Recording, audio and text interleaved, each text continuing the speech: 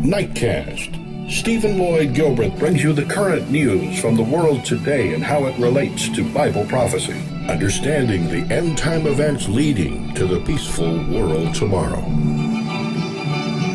Ladies and gentlemen, Stephen Lloyd Gilbert.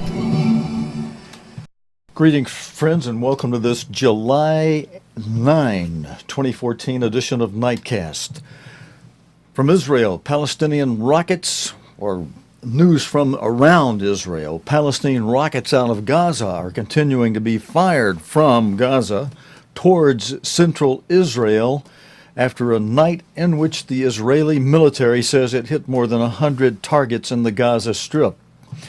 Israeli Army radio said at least 5 rockets were shot down early this morning, Wednesday morning, near Tel Aviv.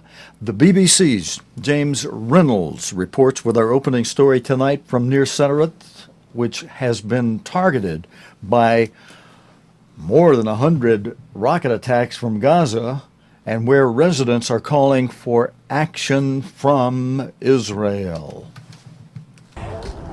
We're on a hill on the edges of Israel, and this group of young men is looking towards the horizon. And if you have a look there, you might be able to see some smokestacks. Those are in Israel. But if you keep looking left and keep going, you'll start to see a built-up area full of crowded buildings. That is Gaza, right on the Mediterranean coast, and that is where the Israeli army has been carrying out its airstrikes. In recent days, Palestinian militant groups have fired more than 100 rockets from Gaza towards Israel. Some have been fired towards Ashkelon, but other rockets have been fired in this direction towards the town of Sderot. And many people at the moment are deciding to stay off the streets. They've got bomb shelters, they've got protected areas, and people we've spoken to in the town say that they want the Israeli army to act hard against Hamas. Friends, a wedding reception in Israel was interrupted by rocket sirens as recent hostilities with Gaza intensified. Prime Minister Netanyahu said Israel would intensify Gaza attacks following talks with defense chiefs. James Reynolds again reports from the Israel-Gaza border. Rocket sirens interrupt an Israeli wedding in Holland, 30 miles from Gaza. Overhead, Israel fires an interceptor. Everyone runs for cover, including the bride and groom. Israel's Prime Minister Benjamin Netanyahu, this afternoon visiting military commanders, has accused Hamas of war crimes. He's announced an expansion of Israeli operations in Gaza. We will not tolerate fire in our towns, cities and our children. Hamas will pay a heavy price. From this hill in Israel, Gaza is just a few miles away. Through the haze, we make out some white smoke. Militants in Gaza have just fired a rocket. Is that where it landed? Seconds later, we see smoke in a field in Israel. We go to have a look. Israel was very lucky with this rocket strike. It hit this field, but there's a road nearby and there are villages nearby as well. And this strike shows that Palestinian militants in Gaza can continue to hit Israel despite all of the Israeli airstrikes. Near Tel Aviv, the police clear rocket debris. Israel has struck Gaza many times before, but it's yet to stop rocket fire for good. James Reynolds, BBC News, on the Israel-Gaza border.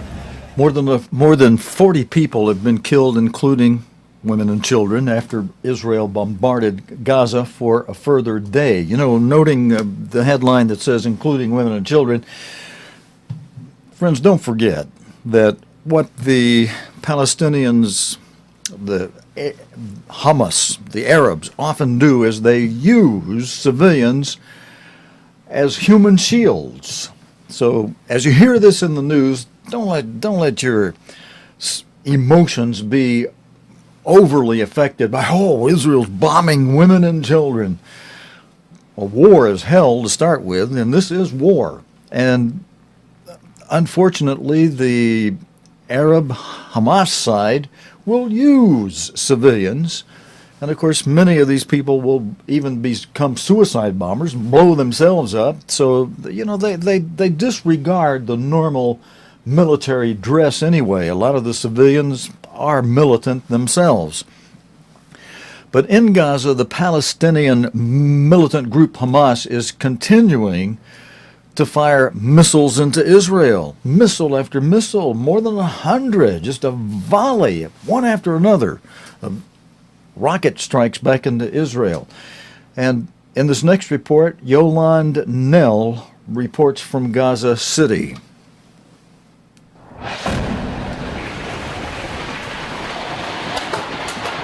The full impact of an Israeli airstrike. The family who lived here in the south of Gaza were given a 15-minute warning by the Israeli military to get out of their house, and they told local media. Some militants have been killed at home, and the civilian death toll is rising.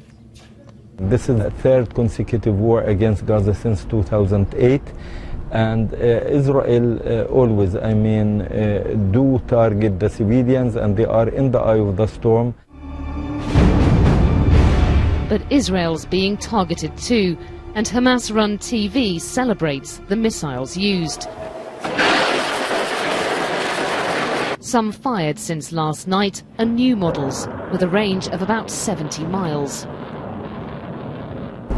This is just a statue at the roundabout, but militant groups here in Gaza pride themselves on their arsenals of rockets. Now they've been able to show Israel they've got some missiles that can reach faraway cities they've never been able to reach before. But this evening, conditions were laid down for a ceasefire. Israel must free prisoners and stop occupying Palestinian land, said Hamas leader Khalid Mishal. Israel's unlikely to agree, and the air raids continued as the speech was made. Yolande Nell, BBC News, Gaza City. You know, friends, I mentioned it before we went into this video, but in the video, and the BBC tries to cover both sides and lets people from the other side have their say for a little bit. But, as the other side, as the Arab side, other side of Israel, the other Arab side, as they complain, Israel has attacked civilians. Well, what do you think you guys are doing with your rockets? Are you targeting military? You guys in Gaza, the Arabs in Gaza, the Hamas militants, are you targeting military? Are you aiming toward military targets in Israel when you lob all those rockets you send over against Israel? Or do you just, they don't, as long as they're heading into Israel, it doesn't matter where they hit, as civilians, military if you're lucky, whoever gets hit, doesn't matter. We're just lobbing missiles into Israel. Hey, that's going to kill some civilians now and then. That's going to hit civilian targets. So, you guys talk out of both sides of your mouths, Some of you do.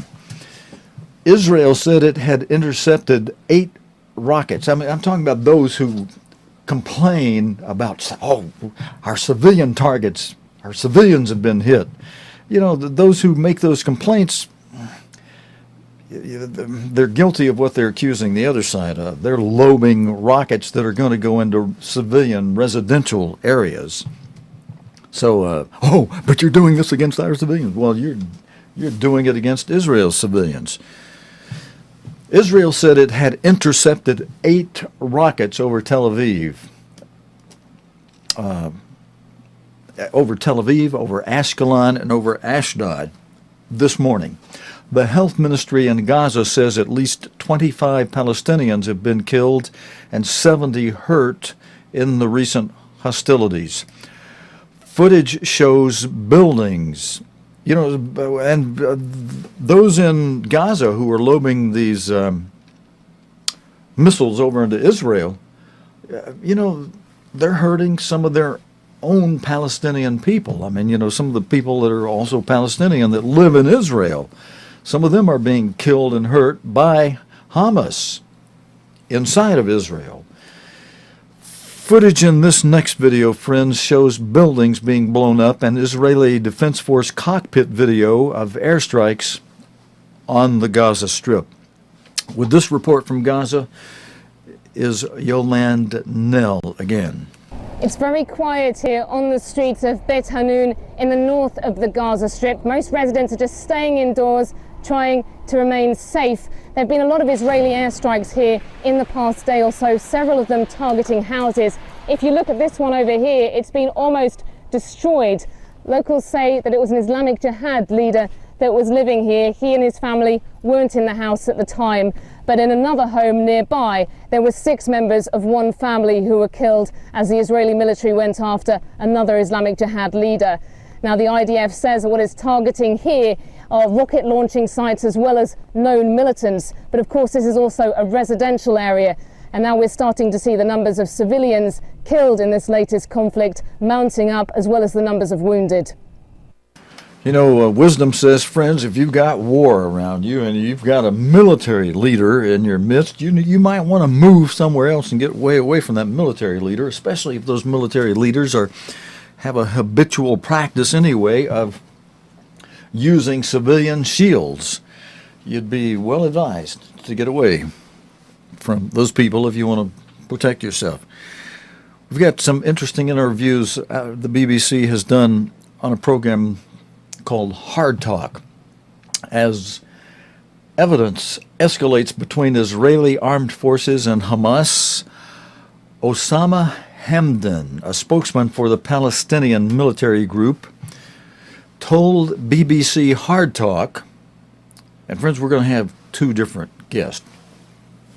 This man from Hamas, Osama Hamdan, a spokesman for the Palestinian militant group, and we'll have, after this, I'll come back and we'll introduce an Israeli spokesman that the Hard Talk also had on their program today. Mr. Hamdan told BBC Hard Talk that the ceasefire could be restored, these are his words, if Israel stopped its attack on Gaza. All right, you're going to hear both sides. We're going to play the Israeli man also. If Israel stopped its attack on Gaza and released people arrested in the last 2 weeks. Speaking to Zainab Badawi, Mr. Hamdan said Israel must respect the ceasefire endorsed in 2012 by both sides. Hey, you guys started lobbing those missiles first. That's why Israel is coming in there with the airstrikes to try to get you to stop lobbing those missiles in there at them. This man also said there was no difference between the positions between Hamas and Fatah on this issue. Do you agree in Hamas that there should be a ceasefire? Well, there was a clear position from Hamas, and it was declared on both levels, the political level of Hamas and also the spokesman of the Izzuddin al-Qassam troops. We have said clearly Israel must stop the attacks on Gaza, stop the punishment against our people in West Bank, release the arrested people in the last few weeks who were arrested in the last few weeks. If that happened, the ceasefire will be back. So we all right, said can that I, so clearly. you've set, can I, okay, can I just come in there? You've set those conditions. You have just said these are the conditions under which we in Hamas, well, these are what you want from the Israelis in order to get a ceasefire. Yes, that's what you've just said. Can I ask you then, who is Hamas to be making this demand? Aren't you under the unity government of President Mahmoud Abbas? Well, this is a good question, because what we have said is not conditions. Those were the conditions of the ceasefire 2012, and the Israelis have broke this ceasefire. If they want to go back to the ceasefire, they have to respect the ceasefire. They can't invade the Palestinian lands anytime they want, and then they have to, or the Palestinians have to accept what they have done. They have to respect, I mean the Israelis, they have to respect the ceasefire agreement which was endorsed in 2012 by both sides. When President Mahmoud Abbas talks about that, he's talking about the same issue. So there is no difference between the Palestinian position, either it was on the political level or the resistance All right, level. but you and mentioned, I have to say clearly, yes. Brother Khalid, excuse me, Brother Khalid Mish'al have talked the last 2 days several times with Mahmoud Abbas, and they had agreed on what they will do on the political level and in the field. So there is no problem inside the Palestinian situation. I think the problem is between the Palestinians and the Israelis. Well, that last comment made some kind of sense. You know, the problem is between, you know, the Israelis and the Arabs. Essentially, what he said there, friends. You know, but when you say things like, "We're going to hit you, we're going to strike you first," and now you've got to respect the ceasefire, the peace agreement. You know, but we hit you first. You know, crazy. What some people expect. All right, another section, another excerpt from today's Hard Talk.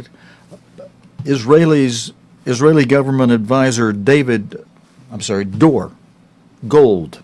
Israeli government advisor Dore Gold told BBC Hard Talk about things related to the collapse of the peace talks. Referring to the Palestinian Authority president, he said, now listen for this, as he says during this part of the interview, unfortunately for his own reasons, maybe his political constraints, Mohammed Abbas did not agree to the parameters proposed by the United States for a framework, and as a result, the situation just deteriorated. Listen for that during this excerpt from today's BBC Hard Talk. What can you do now? Because there is a government of national unity, a technocratic government that's backed both by Mahmoud Abbas and Hamas. The United States, the European Union have said, we're going to give this technocratic government a chance. We're going to see what transpires. The US is providing aid to it. So don't you have to work with what the international community says is acceptable? Otherwise, you'll find yourself isolated. Well, sometimes you have to do the right thing.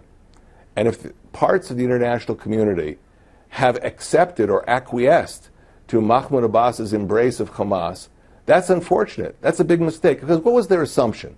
You know, and you can understand their assumption. They thought if Hamas embraces Mahmoud Abbas, then maybe Hamas will become more moderate. Maybe it'll stop its insistence on armed resistance, on mukawama, which is so central to its political thinking. But the exact opposite occurred. Hamas actually began with rocket fire in a systematic way against Israeli cities, and now it has massively escalated that rocket fire so that in one evening you can have 80 rockets falling on Israel. But just that isn't moderation, that's war. Looking at the wider picture, Martin Indyk, who until June the 30th was the United States top envoy on this, the conflict, he is now reported as saying that when it comes to the blame game, he blames the Palestinians and the Israelis 50-50. You're not absolved of blame for the failure to make any progress on the peace process.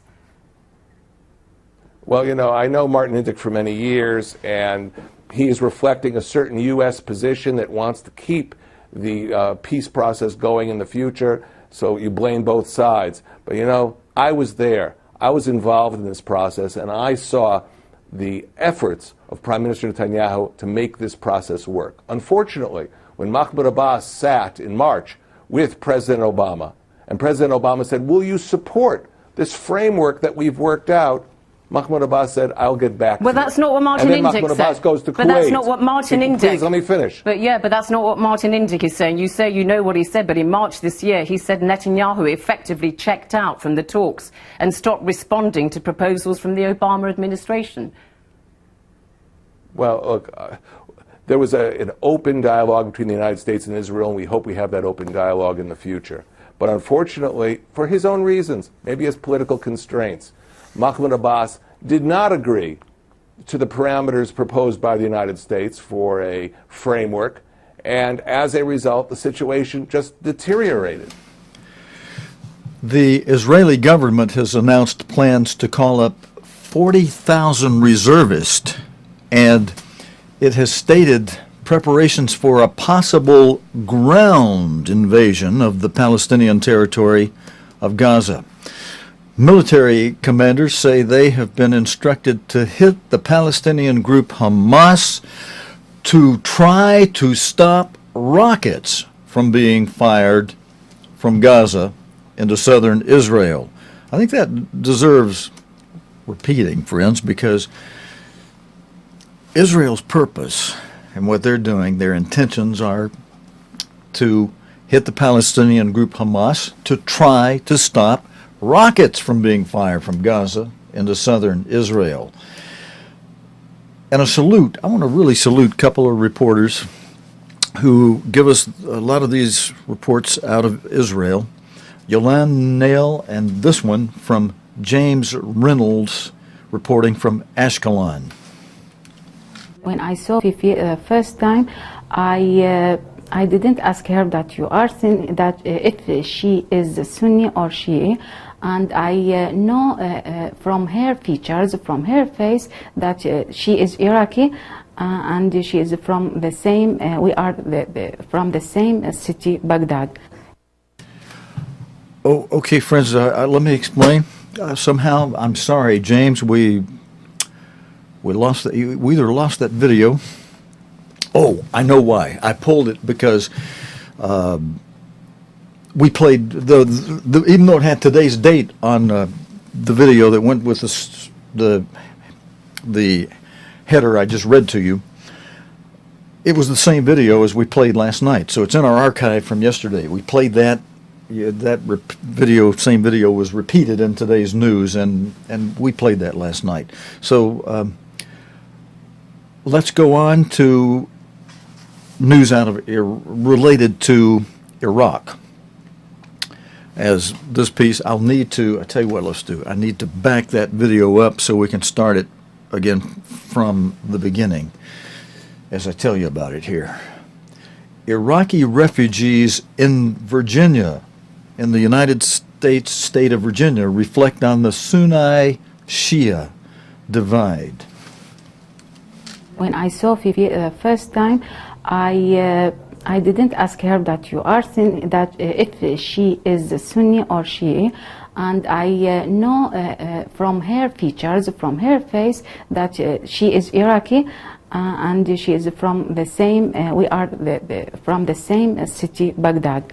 يعني أنا أمي شيعية أبويا سني العائلة جهتين يعني متقسمة سنة وشيعة ماكو أي اختلاف لا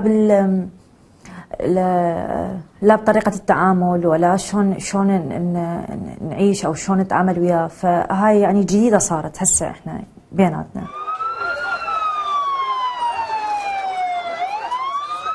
اغتيالات قتل مو أمان نطلع الصبح للدوام ما نعرف نرجع لو لا.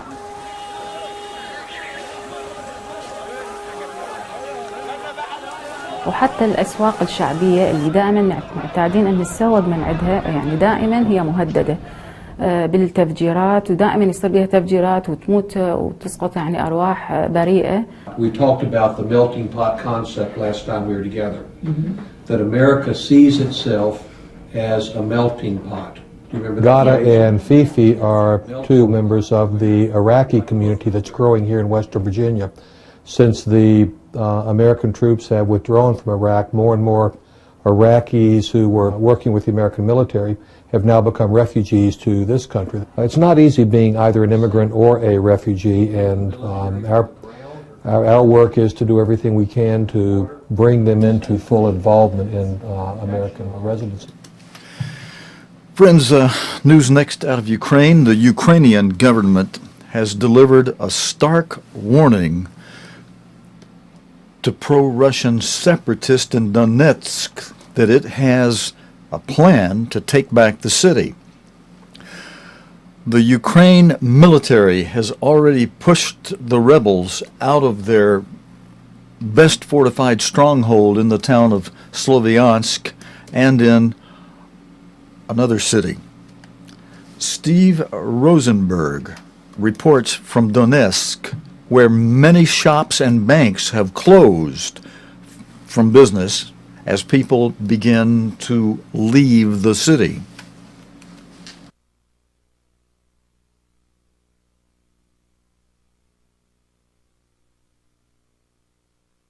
All right, friends, we've lost the audio on that. Let's see if we can recycle it and pick up the audio without crashing our video player.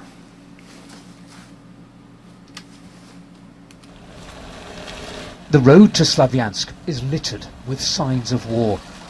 Pro-Russian militants had called this town their fortress, but under heavy fire they've retreated. At the town hall, the Ukrainian flag is back. Separatist symbols are being scraped away. But after weeks of fighting, the collective trauma will be harder to erase. Yevgenia tells me how she'd come under fire and heard explosions nearby. I don't know who was shooting, she says, but my nerves couldn't take this anymore.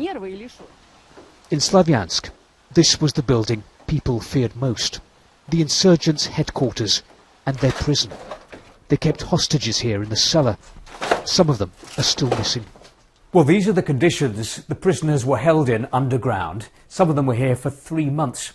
As you can see, the food was very basic. Some of it's still here. The mattresses were filthy. And the washing facilities, well, they were just a plastic bottle on the wall. The Ukrainian army feels it has the momentum now to crush the insurgency. But this war isn't over. The militants have been destroying bridges, and they've been regrouping in one of Ukraine's largest cities, Donetsk. They've already been down to the local museum to commandeer an old Soviet tank. Today, one of the separatist leaders, Pavel Guberev, had this warning for Kiev. If the army starts shelling Donetsk, there'll be a human catastrophe, he tells me. President Poroshenko will be a political corpse. But Donetsk is bracing itself for war. Many of the banks and shops are shut.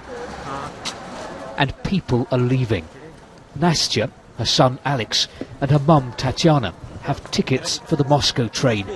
But they have nowhere to live, no plan for the future. We go to nowhere with nothing. And I don't know what will we have tomorrow. We simply want to leave. That's all. Nastya was born in Donetsk. She doesn't want to leave her hometown or her country. But this war, she says, has left her no choice. Steve Rosenberg, BBC News, Donetsk. Friends, a couple of times I've put the chart up behind me on the screen. I want to bring it forward in just a moment. Remind you that this story we just played and the ones we opened with tonight regarding Israel and the Hamas and Palestinians relates to the second seal of Revelation, which on this chart that I'm bringing forward now is the second column over. We got a red bar there, and in Revelation it depicts the second seal as a red horse, which Jesus Christ described in plain language as the gospel writers Matthew, Mark, and Luke, and Matthew 24, Mark 13, Luke 21, parallel chapters of the Olivet prophecy, where they're reporting how Christ answered the disciples who asked him, what would be the sign of your return and of the end of this world, using the term aeon, meaning the end of this age, the end of this society. And one of his answers was there would be war and rumors of war and world war, nation against nation, kingdom against kingdom. And that was his plain language answer to their question that relates to what God had the Apostle John write up from the Isle of Patmos regarding the second seal of Revelation, again pictured as a red horse. Now, two seals over, going over to number 4, the fourth seal of Revelation is depicted there in Revelation as a pale horse whose rider is named Death, alongside whom rides Hades, hell, the grave. And Jesus Christ described in plain language the attributes, the events, the eventualities, the actualities that would be happening under this seal as primarily, as the gospel writers wrote it up, primarily loimos, meaning disease epidemics, pestilence, the plagues of Egypt. But between the third seal of famine and the fifth seal of great tribulation, Jesus Christ said also there would be an increase in seismic activity, commotions in the air, gale force winds of all kind, commotions on the ground such as earthquakes and volcanic eruptions and tsunamis and floodings and wildfires and the like. And there would be terake trouble that leads up to the great mega trouble, the great tribulation of the fifth seal. And we're getting closer and closer to that as things magnify. And related to Jesus Christ saying there would be seismus, there would be commotions on the ground and commotions in the air. We told you in last night's news, we reported how a powerful typhoon has battered the Okinawa Islands in the south of Japan, killing 2 people and forcing hundreds of thousands to seek shelter.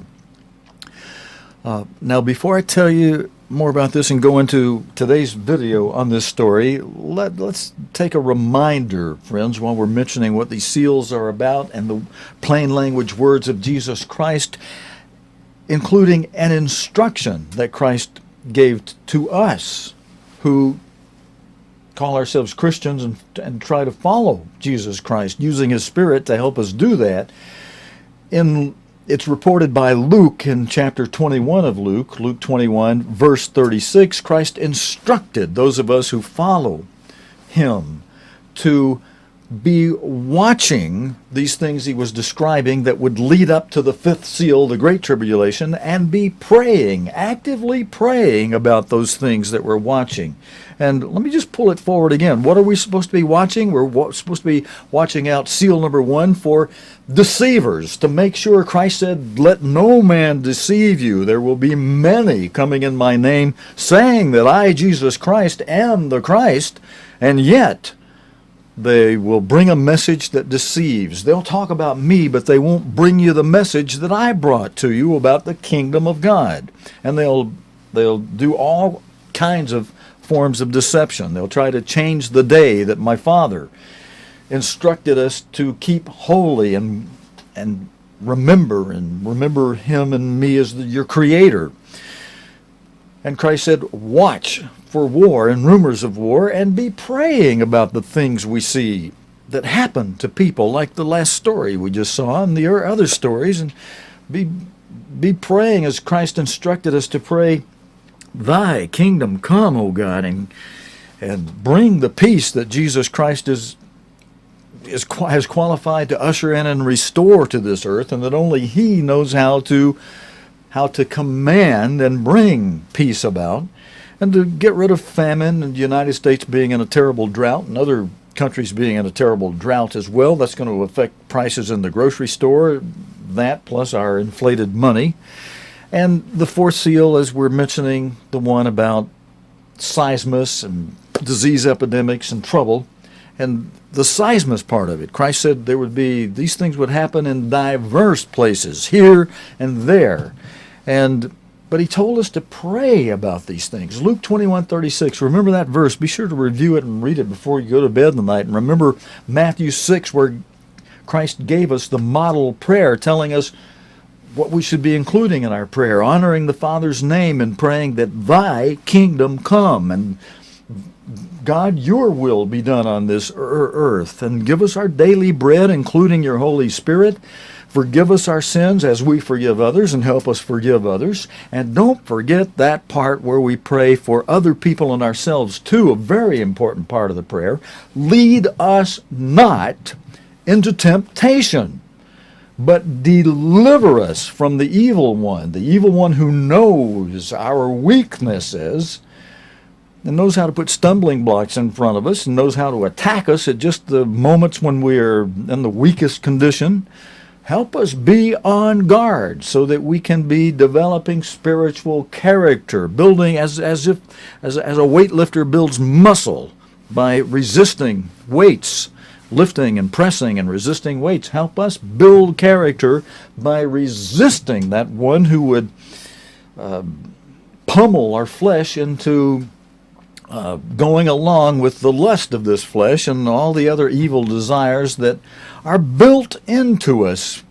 As God tells us, in this flesh there is just natural enmity against God.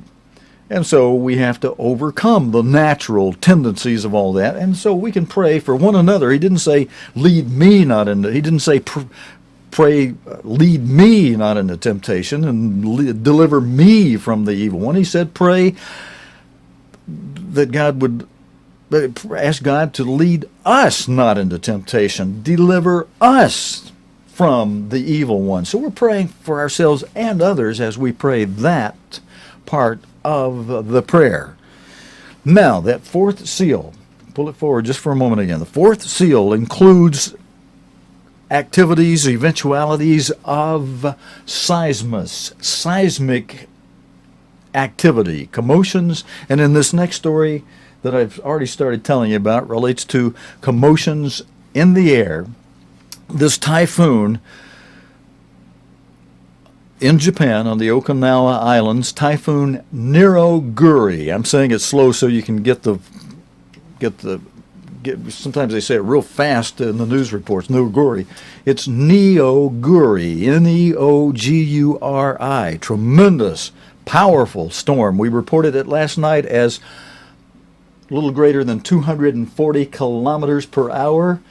In miles per hour, that's a little bit more than 150 miles per hour. As that typhoon passed over the islands yesterday, bringing torrential rain and winds of, our headline says, more than 200 kilometers an hour. It was 240 as it was reported yesterday, friends. And as you'll see in this report, it ain't finished yet. There's more can be expected from this powerful storm yet tomorrow, as Jenny Wyville reports here in this video. Raging in from the ocean, Typhoon Neoguri smashed its way through the island chain of Okinawa, leaving a trail of destruction in its wake. With sustained winds of more than 160 kilometers an hour, the storm uprooted trees, tore down roofs, walls and signs. Power cables were ripped down, knocking out electricity to more than 80,000 households. With the wind came heavy rains which turned roads into rivers. Fields were flooded, houses submerged and belongings swept away. Lives were lost and dozens of people were injured, but thanks to early warnings, most residents had taken shelter on higher ground. It was a bit tough with the power going out, but I'm glad my house didn't fall apart.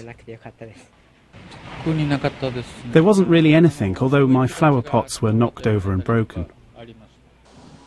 Although the storm was downgraded from its initial super typhoon status, heavy rains have caused landslides and there are concerns more may follow. Okinawa's airport has reopened, but with Typhoon Neoguri now bound for the Japanese islands of Kyushu, many flights there have been grounded. The storm is expected to hit on Thursday and islanders are bracing themselves for further destruction. Jenny Wyville, BBC News. Okay, thank you, Jenny. According to my head notes from tonight and last night, friends, the winds were tonight saying over 200 kilometers per hour, last night saying 240 kilometers per hour, and 240, you know, for every 100 kilometers, you've got a little more than 60 miles. So 240, that computes out to 60, 120, plus another 30, 150, and it's actually a little bit more than 60 per 100. So her 160 really should be in miles per hour that she mentioned tonight, according to the head notes from tonight's lead-in on this story and the head notes from last night's story. But while we're on Japan, scientists at the University of Bristol have successfully mapped radiation levels around a Japanese power station using a drone. They claim it's the safest way to monitor levels after the tsunami triggered a nuclear disaster at Fukushima in 2011. You'll see in this video, helicopters and other monitors, including some drones, have been doing, well, they hope to use drones, you'll see. Helicopters and other monitors have been doing similar tests, but none have been able to get close enough to compile a comprehensive profile. Michelle Rumininski in this report is going to mention how they hope to be able to use drones to successfully help them do that monitoring. March 2011. The earthquake and tsunami in Japan killed more than 16,000 people. And on the northeastern coast, the loss of power to the cooling systems at Fukushima Daiichi Power Station created one of the biggest nuclear disasters in history. More than 500,000 people were moved from their homes. Surrounding areas are now ghost towns. It's such a shame that you have all of this beautiful countryside poisoned by this radioactive fallout. Realising this was an international disaster, a team of scientists from Bristol began designing a piece of technology to help. And now their drone is being used to work out if it's safe enough for children to go back to school. We're looking to see if we can measure the distribution of the radiation to understand where the hotspots are, such they can be removed first before the rest of the land is cleaned up. They're also working with Professor Yamashiki from Kyoto University, who plans to use the drones to help measure the progress of the clean-up effort. The drones go where it wouldn't be safe to send a human. This system is extremely helpful to catching a profile of the whole information of the catchment. Armed with the latest data collected in the exclusion zone, the team heads to Tokyo to convince the company that runs Fukushima to use the drones on site. But they want evidence first it can be safely flown around the tanks that store highly radioactive water. Okay, friends, so we may be hearing more on this story in the future. I'm going to come on out of that story and remind you that last night I read a long story about reforms of the scandal-hit Vatican Bank. I probably bored you to tears reading that long thing, but I got video of it tonight showing how Pope Francis has sought to stamp out corruption and other abuses at the bank, which handles the church's funds. The bank will also eventually give up its investment activities to focus on serving religious orders and charities. I've got video with Alan Johnston reporting from the Vatican. We'll show you just a little bit of this report. The Renaissance tower that houses the Vatican Bank, source of scandal after scandal. The bank's reputation was so damaged that some thought that the Pope might even shut it altogether. But instead it's been undergoing extensive reform, and now that process has taken another step forward. There'll be a new figure in charge, a Frenchman with extensive business experience who spelt out his vision for the bank, or the IOR, as it's known by the Italian acronym of its formal title. The first fundamental fiduciary responsibility of IOR is towards the clients of IOR. And everything must be done to ensure that the level of quality of the service that is being provided to the clients of IOR is of the highest standard. Not that it is not good standards today, but we live in a very competitive world. The regulatory environment has changed in financial services over the last couple of years, and we need to continue and ensure that we meet all those standards.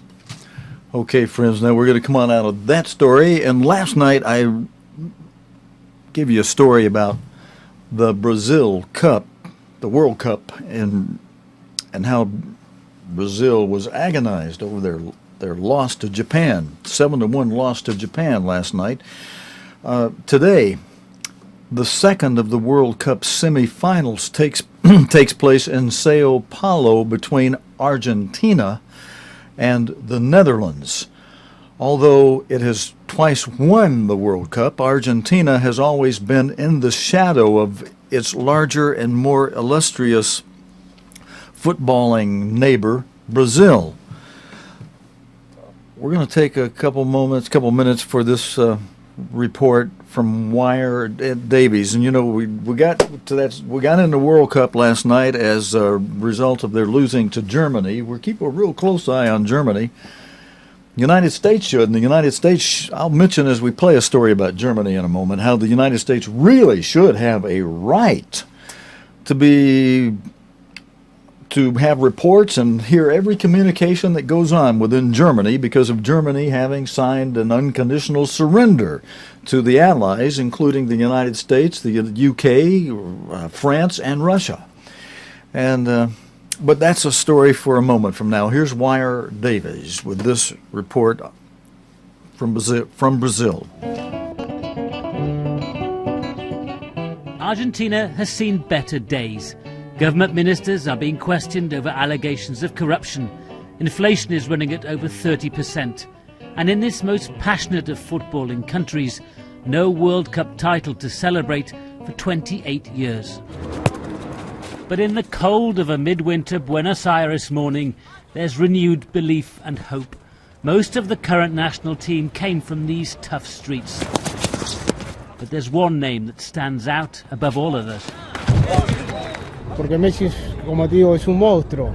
It's Messi. He's huge, says this fan. Everyone wants to play with him and for him. The national side revolves around him. He's simply the best player in the world. He's just 5'7", but Lionel Messi still looms large over the Argentine capital. This is a nation which adores its heroes and icons. Redondo, jugador del Real Madrid, es este. Messi made his international debut here at the ground of Argentinos Juniors, the tiny club where Diego Maradona and many other famous players started their careers. Maradona Argentino Junior y Messi. This endless debate, who is the best, Maradona or Messi? I don't care, because here we help them both on their way. Argentine football isn't in great shape. The clubs are grossly underfunded, most of the best players are overseas, and they haven't won the World Cup since 1986. But many fans think this is their moment, and we're better to prove that point than in the home of their fiercest rivals and neighbours, Brazil. And friends, Argentina will play the Netherlands tonight, so maybe tomorrow we'll let you know how that comes out here. Coming back to the United States for a moment, President Obama is asking Congress for nearly $4 billion to deal with the massive wave of unaccompanied children who are illegally crossing the southern border of the United States. The White House will be, they say the money, the $4 billion will be used to help improve the transportation, detention, and care of the children as they go through the process of being sent back home. This year, more than 52,000 minors have illegally entered the United States without their parents, most of them from Central America. David Willis reports. Windy border, this nation of immigrants is facing a new challenge. Not from the regular brand of economic migrants, but their offspring. Children from Central American nations such as El Salvador, Honduras and Guatemala have been arriving in unprecedented numbers. 52,000 unaccompanied children in the last 8 months alone. The journey is unbelievably dangerous for these kids. The children who are fortunate enough to survive it will be taken care of while they go through the legal process, but in most cases that process will lead to them being sent back home. Before being sent home, those children are being held in often appallingly overcrowded detention centres whilst officials try to work out what to do with them. It's created tension in certain communities, prompting a president whose election was due in no small part to his appeal to the Hispanic voter to call for a crackdown. A crackdown that would speed up deportation procedures, bolster border surveillance, and root out the criminal gangs that help smuggle young migrants across the border. An aggressive response aimed at alleviating the problem before it gets even worse. Yes, we can! Yes, we can! Yet far from cracking down, protesters at a rally outside the White House yesterday believed the response should be far more forgiving. Amongst those at the podium was Cindy Monhay. She travelled here from Guatemala when she was 11 years old and ended up spending a month in detention. That's what most of these kids are going through. They're going through this period of time where they don't know what's happening. They're scared. They don't have mom. They don't have dad. They don't know anybody. They don't speak the language. It's just really, really scary. Both political parties agree America's immigration system is broken. What they can't agree on is how to fix it. And whilst Congress remains gridlocked, the youngest and most vulnerable remain trapped in a cycle of poverty, violence, and American party politics. David Willis, BBC News, Washington. Okay, friends, you're getting a lot to be able to pray about world news tonight.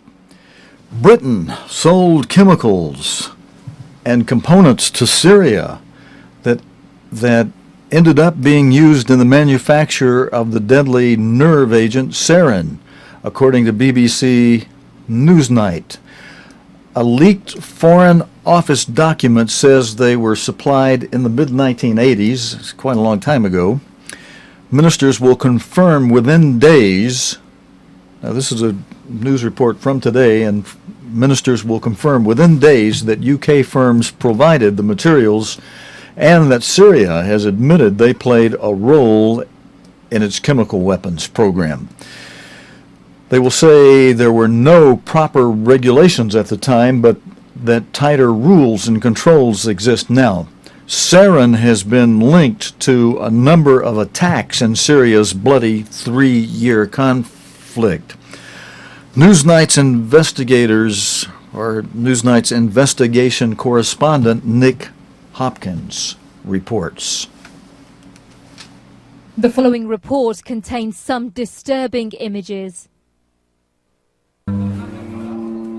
Sarin, a nerve agent that is one of the deadliest known to man. Friends, I would like to play this video for you further, but they got some music in that video, which we're going to have to fight for a license for. So I'm going to have to cut out of that video early because of that. So, that happened a long time ago. We'll try to give you the update and the news on that, though, if it seems pertinent in the days ahead. Okay, now our next story. New research suggests that a farm pesticide, which has been blamed for impairing Britain's bee colonies, and the United States should not feel like we're oblivious to the same kind of thing. It may not be exactly the same pesticide, but we have the same problem here with pesticides and things that are harming the nation's wild birds and bees. I say bees because we've been having a problem in the United States over pesticides that have been killing bees, and we've been having a problem with our bee population. And friends, a lot of, people go to the grocery store today and buy their food. Back before 1946, was it? We didn't have grocery stores these big grocery stores the way we have them today. For the most part, people would grow things in their backyard. Many people, my dad grew up, the family had a cow. They had an acre of land, they had a cow, and one of the boys growing up was assigned to milk that cow. And that was a good cow. That cow would put out at least 5 gallons of milk a day. And, people knew where food came from. It came out of the ground. It came out of animals. But today people run to their grocery stores. They hear that, hey, we're having a bee problem. Oh, well, so what? Bees sting you anyway. Yeah, but bees pollinate much of the food, and without the pollination, a lot of food will not grow. In this story, neo-nicotinoids, which farmers use in the UK, perhaps they do that here too, I don't know. Farmers use, when I say here, I mean in the United States. I'm in the state of Alabama in the United States. Farmers use that particular pesticide to protect crops from attack, and that pesticide is being linked with a decline in some bird species like swallows, whose numbers have declined by 20% in the last 3 years. Farmers dispute the figures, which are published in the journal Nature, with the farmers arguing that alternative treatments are far more damaging to wildlife. Here's a little bit in this video report with Claire Marshall reporting from an English town. This may look like a victory rally, but no winner's been declared yet. What we've had so far is provisional results that put Dr. Ghani 1 million votes in the lead. That's been totally rejected. All right, friends, let me apologize. I got my videos a little bit perhaps out of order at the tail end here, and I snuck this one in for the simple reason that last night I tried to play this one and the video hung up. And I wanted you to be able to see how these people tore up the picture of the politician they are against. I'm looking for my notes on this. I took the note. I just snuck this video in, so I didn't give myself any notes on this, unless I have some I can pull up. Just give me a moment here. I know we're at the tail end of an hour program tonight. Okay, I do have some notes. We're talking about a situation. This is an important one to be keeping an eye on. I want you to be sure and get this. Afghan presidential contender Abdullah has claimed victory in last month's poll, despite results giving a lead to his rival. Addressing supporters in Kabul, Mr. Abdullah reported claims that the election process was marred by fraud. The BBC's Karen Allen was at the rally where supporters pulled down a poster of outgoing leader Hamid Karzai. The video hung up last night, and you weren't able to see them pulling down this poster. I want you to be able to see that tonight. This may look like a victory rally, but no winner's been declared yet. What we've had so far is provisional results that put Dr. Ghani 1 million votes in the lead. That's been totally rejected by the people here and by Dr. Abdullah himself. But he's resisted calls today to announce a parallel government. That's what his supporters wanted him to do. He's asking them for more time, knowing that by announcing some kind of provocative act like that, it could throw the country into crisis. We've already seen a portrait of President Hamid Karzai taken down and replaced with one of Abdullah himself. Here it comes, here it is, right there. The kind of acts here in Afghanistan could be deeply provocative. Later this week, we are expecting the Secretary of State, John Kerry, from the US to come here. Dr. Abdullah told his supporters that the Americans were not here to take sides, but to try to unravel what he sees as the mess of a fraudulent vote. I want you to be able to be sure and see that. We're going to not show the, for time's sake, I won't show the pesticide thing tonight, but we'll be watching about pesticides. Very important, especially as both nations are having problems with rain, lack of rain, drought problems. Anything else that affects your growing of food, that just adds to the demise of human beings on the face of this earth. Okay, so we'll skip that story tonight, but as I said, we'll be keeping an eye on it, and I want to show you a little quick clip here. Potluck. Let me just show you a few of the Brazilian papers here today, because they do just underline the national trauma in Brazil. This paper just has a full-page picture of a young fan sobbing, and that encapsulates the national agony here in Brazil at the moment. Another paper, they are quite vitriolic actually about the Brazilian coach Luis Felipe Scolari, and that says quite simply, go to hell, Scolari. And one more, just to sum up the mood here in the press, unforgiving in the extreme. It's shame, embarrassment, humiliation. That is how the press are seeing it, really. I think a lot of Brazilians knew that this wasn't a classic Brazilian side, not the best side in their history, but they didn't have any idea it was quite this bad. Friends, that was Ben Brown from the BBC showing you newspaper clippings from today's newspapers in Brazil after the defeat that Brazil felt so humiliated by last night in the World Cup, with Germany beating them 7-1. We're out of time for an hour-long report tonight, friends. I'm going to sign off. God willing, and the creek don't rise. We'll be back again tomorrow night, Thursday night, with the day's current news related to the Bible and prophecy that we should be praying about, actively watching and praying about, as Christ told us in Luke 21:36. Until next time, friends, your host Stephen Lloyd Gilbreth saying a little salute to David Lugger and your mom, Roxanne David, and God willing, we'll be back tomorrow night. So good night, friends.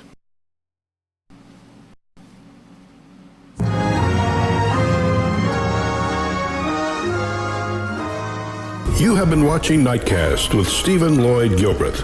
Nightcast can be seen Sunday through Thursday nights here on cogtv.org. Tonight's program is also available anytime on demand in the cogtv.org video archive.